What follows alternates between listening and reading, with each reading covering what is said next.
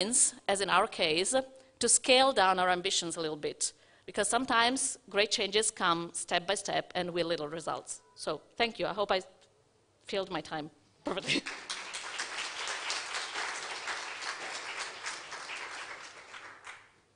Thank you, Gabriela, for the presentation and being on time.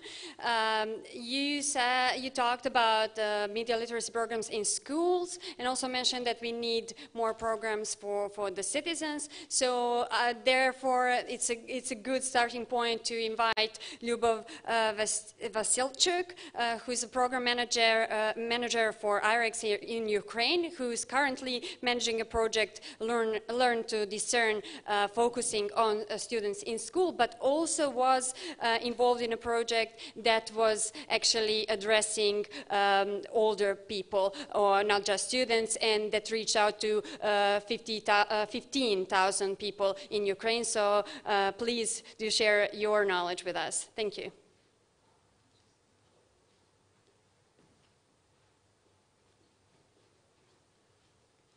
Hello everyone, and I'm very glad to have an opportunity to share with you our amazing project which we had. Basically, I joined IREX with this project, and I think it's the best project ever I was doing. And now we are continuing something like this, but in schools. So, this was, before I tell the idea of the project, I need to tell you the situation which we had at that time in Ukraine. So, firstly, Ukraine and media landscape in Ukraine is basically described in simple words. Almost all top media, actually almost all media, is owned by politicians and oligarchs who are, so we have on the one hand this situation, on the other hand all Ukrainians consume media a lot, especially they get information from TV, news, they get information and news from TV daily, almost 73% and more watch TV, and only 23% of them check news in other sources. So they just use one TV program and only that. That was in that time.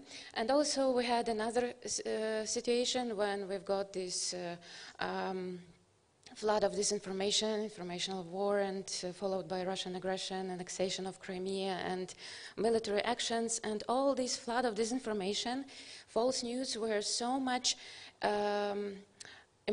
hard for Ukrainians, because it was not just only about some fake news on something easy. It was real, we had real military actions on the east, and when people see on TV, on Russian media, that on western part of Ukraine, people will come and kill you just because you speak Russian language, and when soldiers are coming just to protect the border, people from villages go out on the street and they don't allow them to enter their village to go to the border, because they think that Ukrainian military will kill them. And this was a very complicated situation, and we really needed to do something with this, because this disinformation was influencing people's lives. And government in Ukraine and media society and civil society and in general mass media were thinking what to do, what we can do to stop this disinformation. Maybe we would produce better quality news, maybe we will create alternative TV channels also in Russian to have some substitution for Russian TV channels. Sometimes, yes, it helps, and it is very important to have better quality news and cross-check news, but it doesn't give a full answer just because we have this flood of disinformation and people don't know where is truth and where to look for news. Maybe it's possible to close all channels, and we had this. Our government forbid Russian news and media outlets, and also they closed and banned Vkontakte and Odnoklassniki social networks, which were very popular. But in our era of informational technology, if you ban something, there is another program that can open it, and we still have Ukrainians who use these programs. And maybe legislation changes will help. Maybe, but not fully, because if we need democracy, if we need to follow all rules, and if we don't want to forbid freedom of speech, media literacy, only media literacy is the answer. If there is big flood of disinformation, propaganda, false news, and we as media, maybe as government and as normal citizens, we cannot restrict all and close all channels of disinformation. But having media literate and prepared society to be ready to understand where is manipulation, where is fake news, how to check them, only this will help to navigate through this flood of disinformation. So now about our project. We called it Mission Impossible because we had to reach 12,000 of citizens living in 14 regions of Ukraine. You see the map of Ukraine, and this orange part, it's everywhere where we should work. It's more than half of Ukraine. And also, we needed to conduct informational campaign and also develop online course, video game, and a lot of other things. All these things we should measure and show results, and everything we should do in 9 months. So our first idea was we just find what is available in the market about media literacy, all trainings, everything we have. We will just check, a little bit adapt, and then we focus on reaching our target. But our goal is not just to reach target. We had all these problems which I mentioned before, and we really wanted to target them. We really wanted to give relevant skills and knowledge to citizens. And when we checked everything what was available in Ukraine about media literacy, and not only in Ukraine, it was not responding our urgent need. It was, as I personally call it, classical media literacy, when you explain how video is formed, what to see, how to produce media, how to write newspaper and everything. But all these needs, all these skills in general, and especially in this time of flood of disinformation, ordinary citizens doesn't need. They need skills, practical enough, just when they watch TV, they should understand where is manipulation and what to do. And we focused on that, we developed new curriculum, and we reached not only our target, we exceeded it. Our trainees and our trainers were so much excited about the curriculum, about the program we prepared, that they even did more than we wanted. They trained 15,000 of Ukrainians. And we've got these very complex evaluations. We had pre and post evaluations for citizens to check if there is the difference and if this program helping them. And yes, we had high results, but this in kind of like top level results, but they actually are more higher. Why we have this like 26%?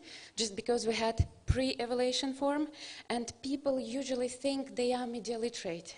They think they know everything about it, and they score higher themselves. And only during the training, in the middle of the training, they open their eyes and tell, oh my God, we didn't know. We thought we know everything about media and media literacy, but now we see it so much complicated, the reverse, and we know nothing about it. And to check also our theory that sometimes after the training, our trainees are becoming so much excited and they promise to be good citizens and they will do everything what we ask them to do, that they score themselves also high. That's why after 1.5 years, we conducted evaluation. We designed special test, 1 hour test. We selected news articles, real news articles, which contained disinformation and propaganda and fake information, all the bunch of possible false things. And also we selected from these 15,000 people sample of 200 people, and also we took other 200 people corresponding to the same city, age, gender and everything, but those people didn't go through our trainings. And we compared results. And what we saw 1.5 years after our trainings, people scored much higher and they got better and stronger results than those people who didn't go through our trainings. They were faster to define where is manipulations, where fakes, and all the problems with the articles. And they told that, yes, really now we use not only one source of information, we use multiple sources of information. And they now are even better in understanding how media works. and media industry, how they work. And also we had informational campaign, and it deserves another presentation, and I will not focus on this more. I will just tell you that we make short video and billboards. And you see there like orange eye crossed and not. This is comparison of results. Those people who see our video or billboard and those people who don't see. So even if one person see video one time, this video make them think and interest more in media literacy. So my advice to you, if you make your media literacy projects and you see that in your country there is no interest to media literacy or people think they don't need it, just start with informational campaign. Show people that really these skills and knowledge are important and helping them in everyday life. And our secrets, 5 ingredients which helped to succeed. First, know your audience. At the beginning of the presentation, you saw that we had to reach all age groups. We needed to reach people starting from 18 years up, and we didn't have age limit. We had, I think, even 80-year-old granny participating in our training. And all these people are diverse, and they have different interests. They consume different types of media, and all these things we should consider.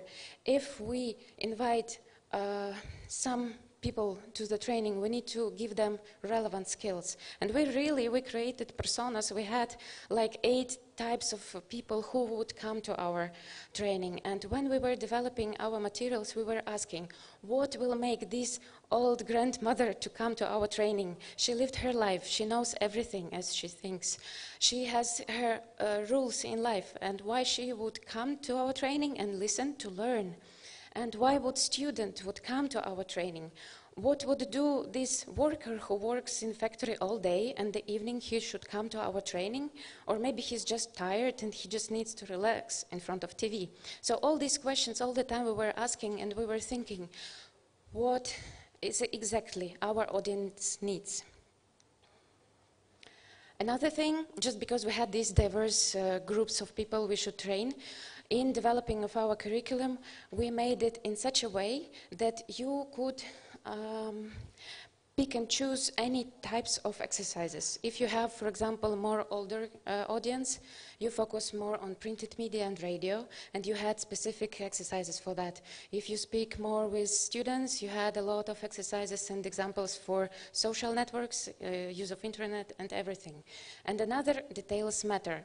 We made our curriculum so much detailed that it has clear guidance how to start and finish training. If you had discussion, you had more or less guidance how to do it. If you had questions, you had preliminary answers. For trainers to be so much confident when they guide the training and not to have these mistakes when they follow the training. And another thing, sometimes we had these citizen trainers, those people who never was trainers, and exactly this manual detailed guidance helped people to hold training kind of without mistakes, and also it helped us to control quality of each training which they were holding. Another, our secret was we focused on self-reflection. In our trainings, we never give ready answers. We make this process for all participants to go through. They do exercises, they analyze, they hear information, they get these instruments, and only by themselves they form answers for themselves. Another important thing, and those of you who represent academic sector, please don't be angry on me, but really ordinary citizen doesn't care what is the definition of media literacy or what is the history of media and what is PR exactly, like definition. We removed all these academic things because we were working only with ordinary citizens, and we needed really a stronger impact because everyone is watching news, everyone is consumer, so he should have practical skills. So all theory we removed from our curriculum. Also, we never told answers what to watch. In the end of the training, our participants were coming and telling like, okay, I understand all media manipulate and everything, but tell me at least one media which I can check to have correct news. Which channels I should, which newspapers to buy, what to do, like where to check information. And we never give this answer. This was the main, our rule, that we never tell which media to watch. And we told, we never tell you what to watch, but we give you instruments how to watch it. And it doesn't matter what you will consume, you will know where it's truth or not. And this is the most important skill you get. And it's up to you to decide what to do and what to watch. And another and last thing, like a bonus, when you get this amazing training and skills, you share with them. And we asked our participants with how much people you shared the information you got. And we had these amazing, colorful handouts. And everyone told that we shared with our friends and family. And in general, it was like 6 people. One person told, in general, to 6 people that they go through this training and here is these practical things which can help you as well. And in general, we reached probably 90,000 people, but indirectly, just because those trainees go to their family and friends and they speak about it. And now, as it was mentioned before, yes, now I'm managing the project about, now we are trying to transfer all these skills and knowledge to schools, because when we had our project, everyone, trainers and also participants, they were telling the most important also to go to schools to teach children, because they grow up and they are forced in this circle of flood of disinformation and they don't know what to do. And with that project we couldn't afford that, because especially for children at schools you need to adapt materials, you need to develop different types of curriculum, and everything should be targeted specifically for children. Now we have this chance. We work pilotly with 50 schools. We develop brand new materials which would cover not only media literacy but critical information consumption. And if you have next year conference, I can come and tell you about results of that project. Thank you.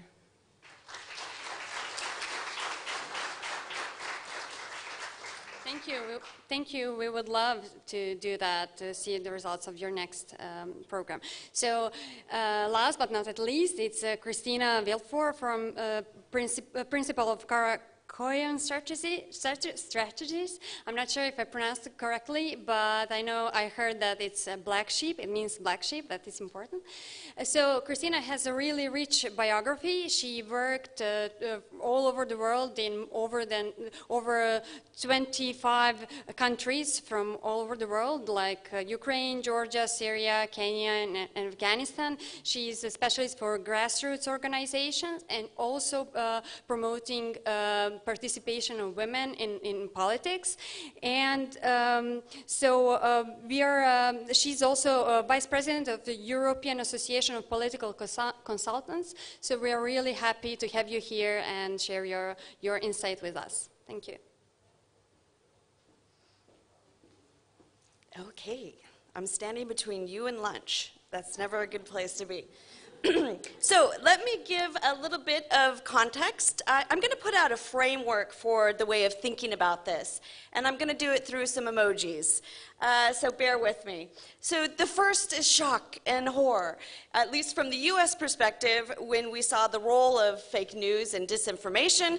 Of course, as Americans, we act like it happened to us. We're the only people in the world that this happened to. So we know that this is not the case. This story in particular was the most shared fake news, disinformation, out of the 2016 election, in an election where 1 in 4 Americans visited a fake news website between October and November 2016.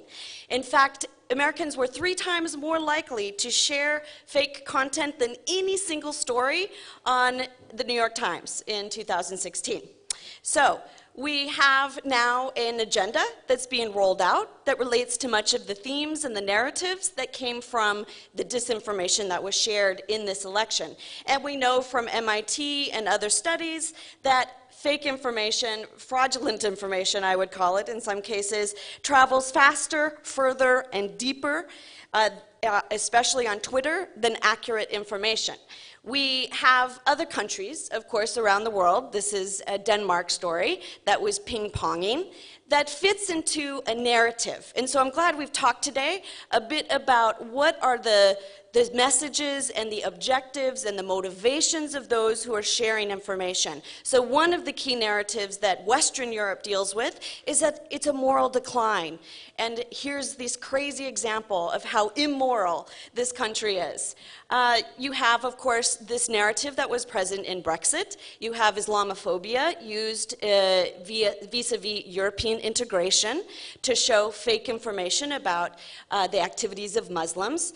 In an election context, outside of the Russian sphere, you have entities like in Indonesia, an opposition campaign who said the election will be stolen by these fake fingers that will be used to ink and show the fraud, which was debunked by one of the fact-finding websites. In Kenya, the most shared story, the most searched for personality of 2017 was about the death of a former president.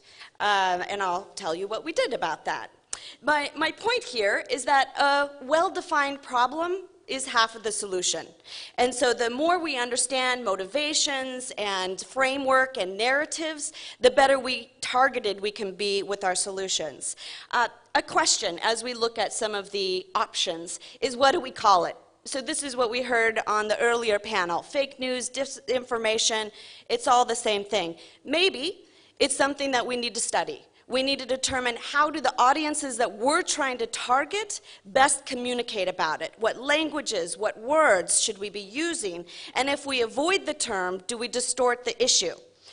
Fake news refers to a very specific phenomenon with a very specific methodology behind it. So we should probably use that name to talk about that problem. Linguists would tell us, in fact.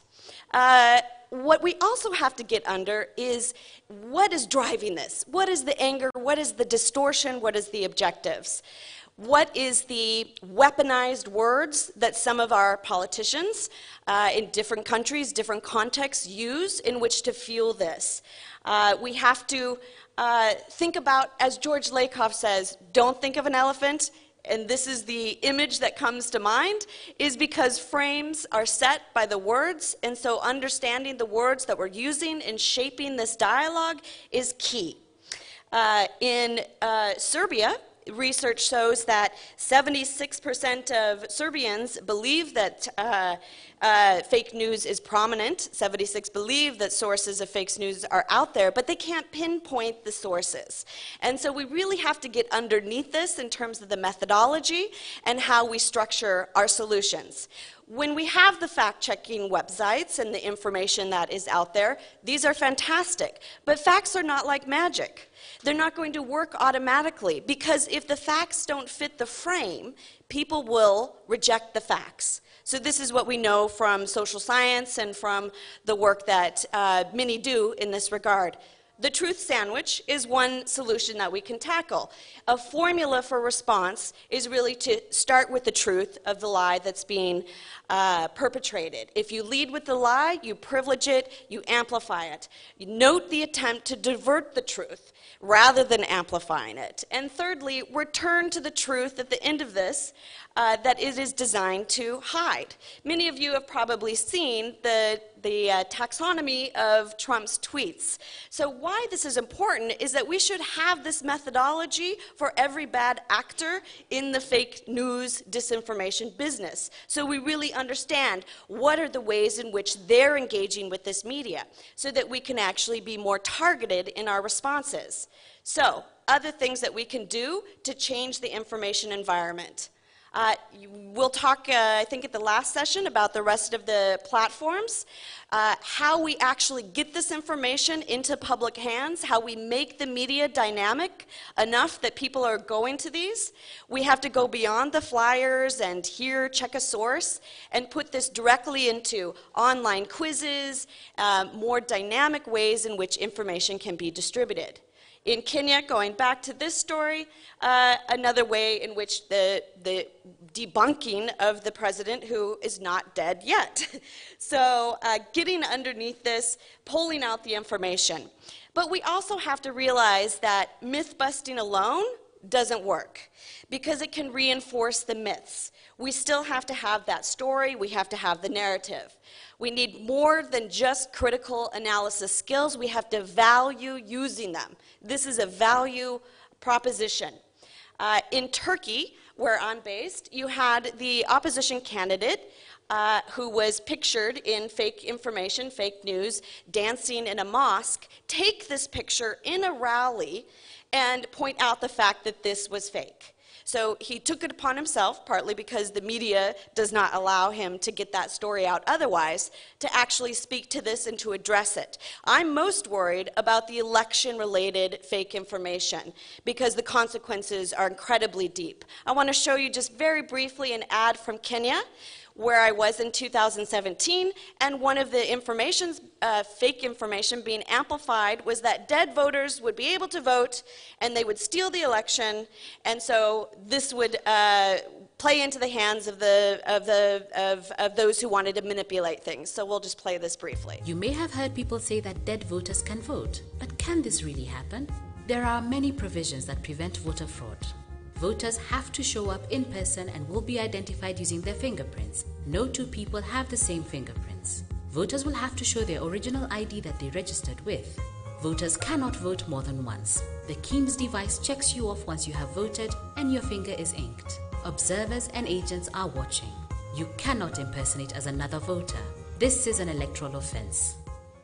This came from the independently commissioned election management body. It should be the responsibility of our agencies that we task to ensuring that they are tackling misinformation, that they are there to put it in a context and form that people are going to respond to. We need to use the tools of media and advertising in order to do that.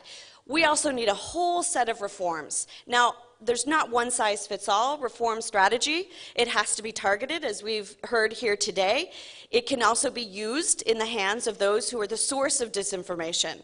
So there's different strategies that will work in different places. I also believe, at the end of the day, we have to have resilient societies. We have to keep pushing the democratic objectives in which we create a less likely environment for disinformation and fake news to be effective.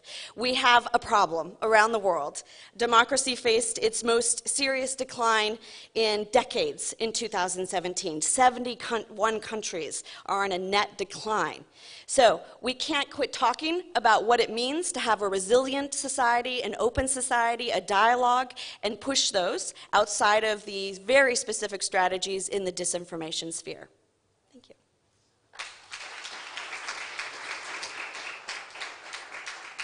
Thank you. I will now invite all the speakers to join me here, and I will give floor to the audience so you can ask questions. I assume there will be some.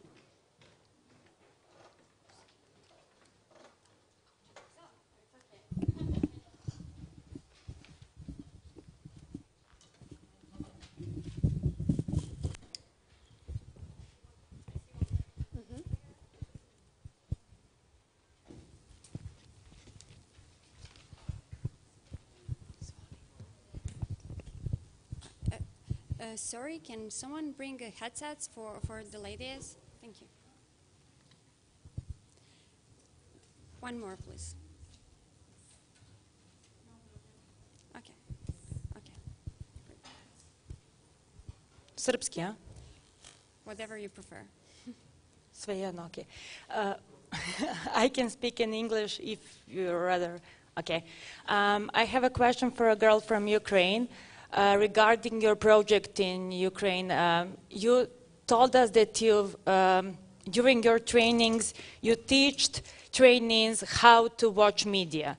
And you asked them and give them a lot of questions, but you never gave an answer.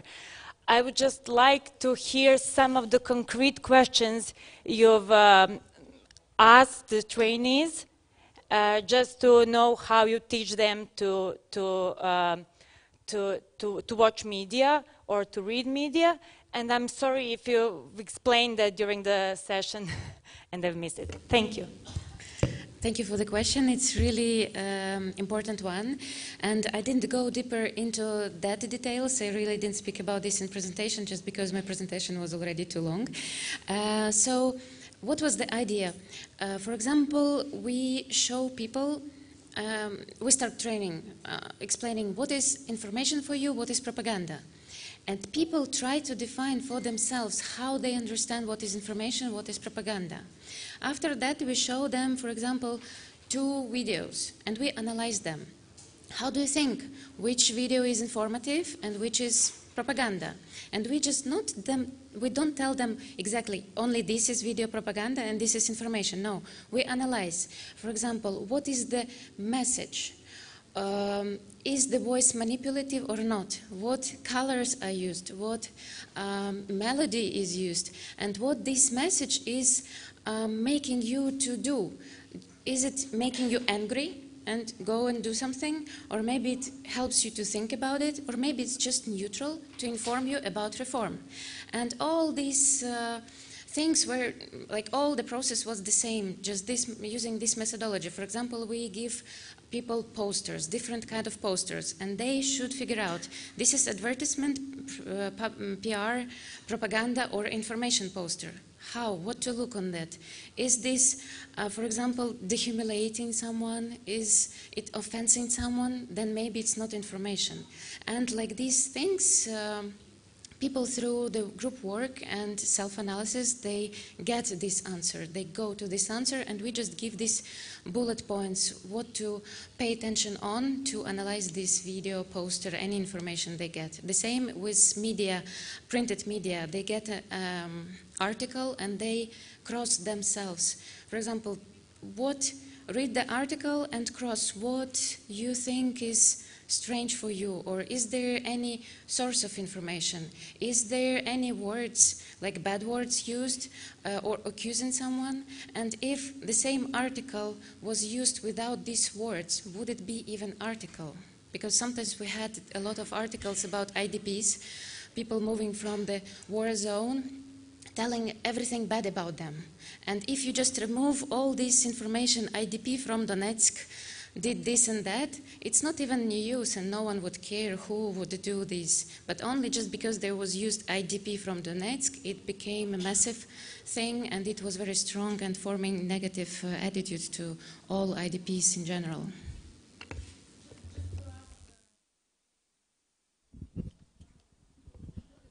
Have you ever do you ever actually give a quality of their answers? For example, okay, that's interesting, your clothes, or something like that. You never give the answer, I understand that, but just like a quality of their answer to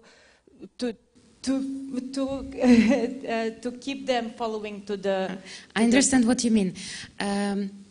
When we do exercise, we walk them through questions and we form answers together, but this is exercise. And at the end of the exercise, people should understand this poster was propaganda, this poster was information. So in this micro level, yes, we give answer. But if we get these bigger questions like which media should I watch, we never tell it because it's not our goal. But in learning process, the result of the exercise, of course, at the end we give answer. But in most cases, the workshop was designed in this way that already there was answer coming from participants. That I'm standing before you before lunch, but I just wanted to, since we have Gabriella here, and she also worked on curricula for media literacy program in Italy, so if you could briefly also refer to those questions and give us some key points in curricula, because I'm interested in how, is it similar or is it different to, yes. Is it on? Yes. I must say I agree very much with Libov. The key part is the process, is not the answers. Especially because if you interact with teenagers, as we do most of the time, you always start, you take the false step. If you tell them, like, now I'm coming here to tell you what is true and what is false. First thing, because I don't personally believe there is such a thing as true or false in many cases. There's all sorts of things in between. And also because the important goal is to teach them how to go through the process. So for example, the lesson plan that we prepared for the International Fact-Checking Day is based on the process. The idea is like, we introduced a topic, which is the GMOs, genetically modified organisms. Why did we choose that? Because at that age, in that age bracket, usually teenagers have no preconceived ideas. They don't have a bias against this topic. They have a bias against migration, for example. They can have a bias, positive or negative, towards politics, but GMOs don't really touch them personally. So we decided, okay, this is still an open field. We can walk them through the process without them starting off from their own personal point of view. And what do? We give them a set. It's a discussion game, and it's very little guided. So the teacher or the trainer has to step aside. We give them the rules, how to discuss in groups. Each student has a set of cards.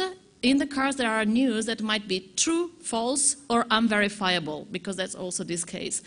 And we give them the tools, or we guide them with the tools to verify these things. The interesting part is the end, because after verifying at the best of their knowledge with their smartphones or other tools, the news, then they have to come together in small groups. Each group represents a newsroom in a newspaper. There is this fictional state of Agritania where a referendum is supposed to take place, because we also do citizenship training. So we tell them, like, let's assume you're journalists. You must run headlines and opinion pieces on tomorrow's newspaper. This is your responsibility. Your newspaper is the biggest media in the country. So whatever you write will influence somehow the readers, on how to vote. So now you have to decide the headlines.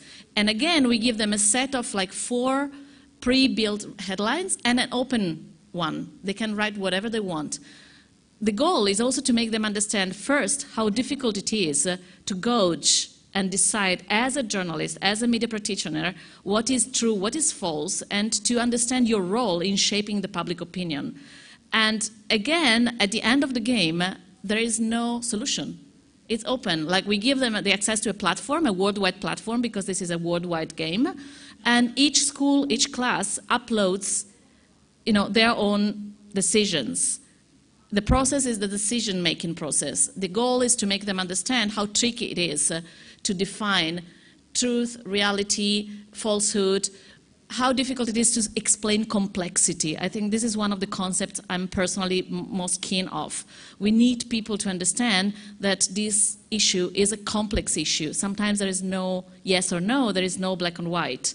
And also to make them understand in the process the individual responsibility and the limits of critical thinking as well. That's something I'm also very keen on underlying, and sometimes it doesn't come out well in this kind of debates. Yes, we need to teach critical skills and critical thinking, but we also need to teach in the process that people need to be self-critical. They need to know the limits. I'll give you an example. Anti-vaccine debate. You need to know where to stop in applying your own individual critical thinking. I am no doctor. I didn't study medicine, so I know where to stop. I have the skills. I can develop the skills to evaluate and gauge a certain set of information. I certainly do not have the skills to dig deeper and to make, my own idea based on random studies, because I don't have the tools to unwrap, unpack, and evaluate them. This is also very important. Critical skills must also lead to self-criticism and, acknowledging your limits. And this comes with this process of like open answers and, you're not bound to get to a solution. You are allowed, and sometimes you must stop before you get there. Thank you. I see that we have a question in the back and also another one. Sorry? Well, it's okay. What is? Thank you. My name is Dragana and I'm a journalist also, but I would like to refer to Gabriela's project or the thing that you did. How many of schools or how many of students were included in your project? And did you do any kind of evaluation with them? How did they make some progress in when we talk about media literacy, or did they give you some specific feedback? How do they feel about the project, and were they satisfied with what they learned? So with the discussion game that I was presenting now, we don't have results yet because it was distributed through this global platform of the International Fact-Checking Day. I can give you some data about last year's lesson plan. We reached out to like roughly 200,000 students in, I think, 71 countries worldwide.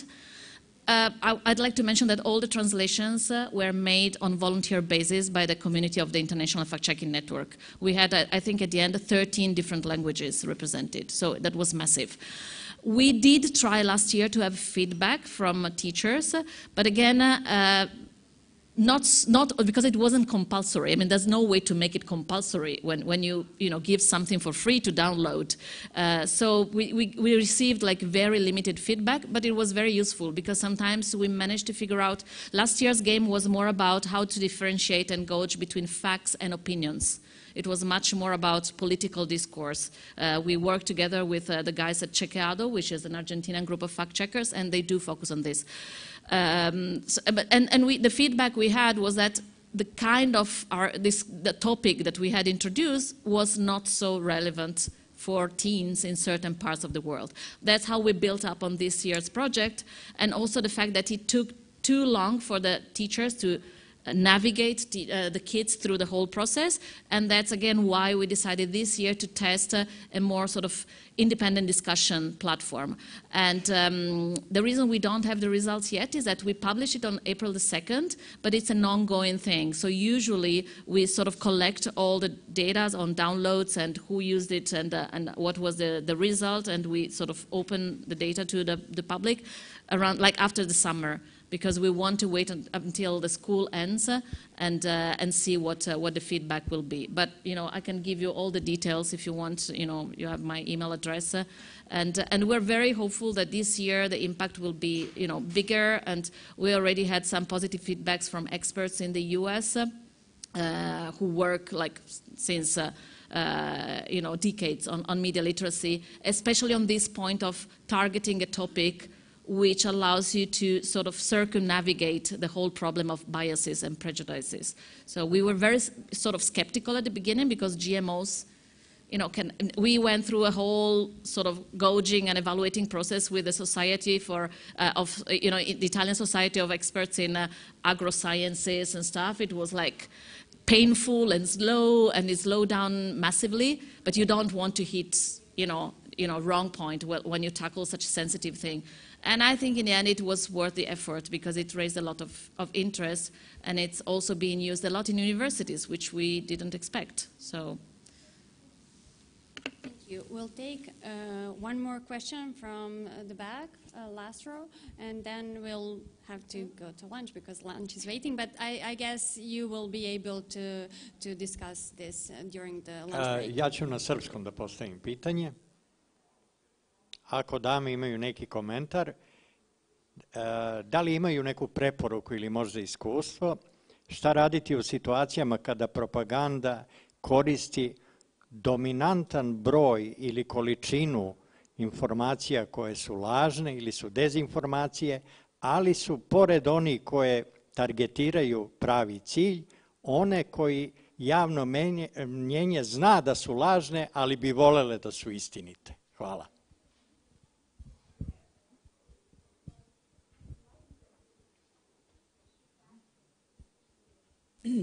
So the key recommendation from my perspective is we have to use the tools of social science.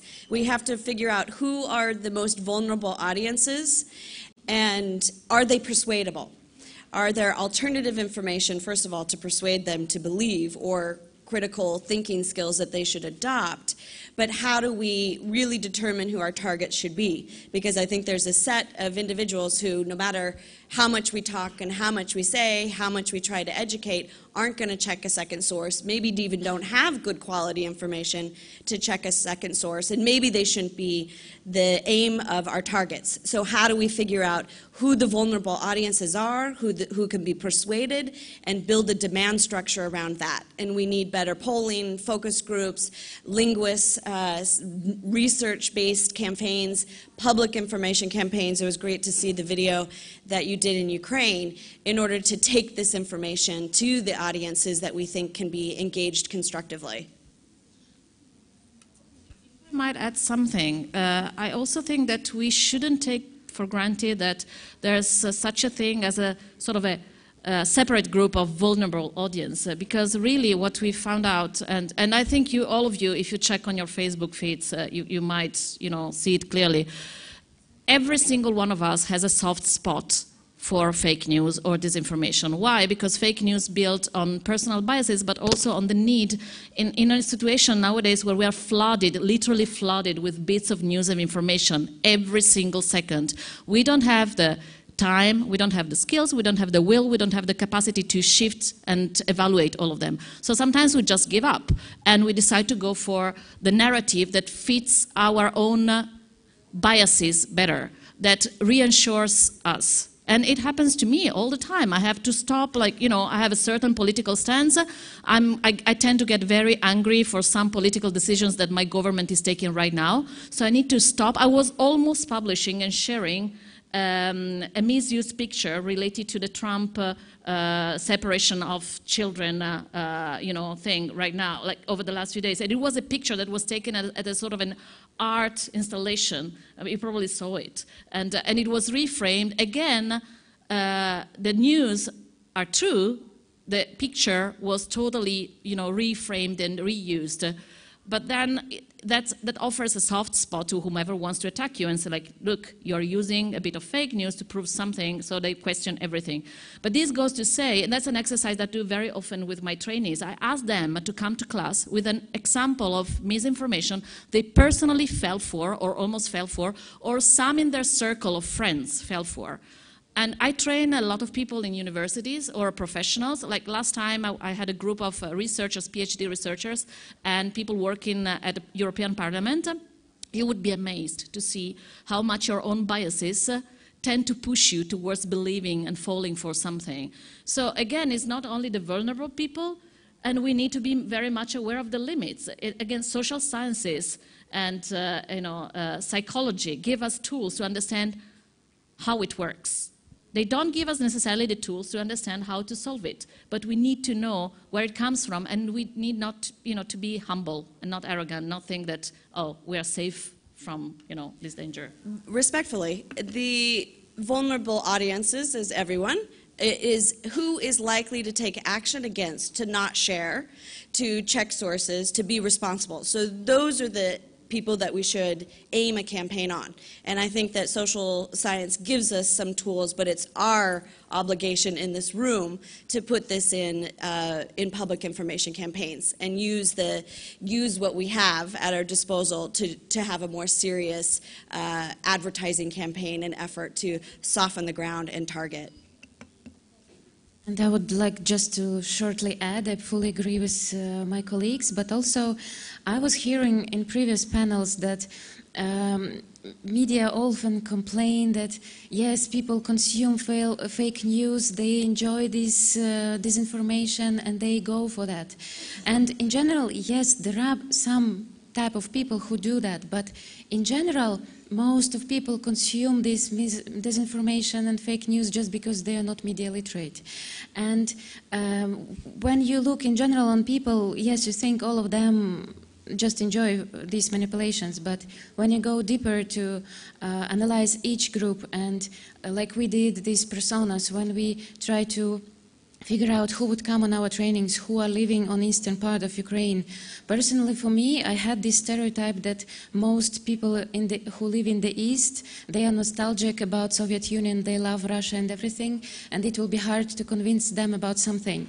But when we actually come to the region, when we actually speak with people, I was surprised. Yes, there are some people who still think like that, but there are majority of people just who don't know anything about media, how it works. They have no idea that they are even manipulated. And we had one older man who bring on the next training his Soviet Union newspaper, which he kept 50 years, and he told, look, I found here fake. I didn't know that time that it was fake, but I found it. So just don't give up and try to move and try to to make people interested in media literacy, because really they don't know that they need this skill. Obviously, these are really complex issues, and we can only tackle during those debates. And I see new debate going on here. But now we should. I would like to invite you all to join us at the lunch, and we will discuss this during the lunch break and during the last panel. Thank you.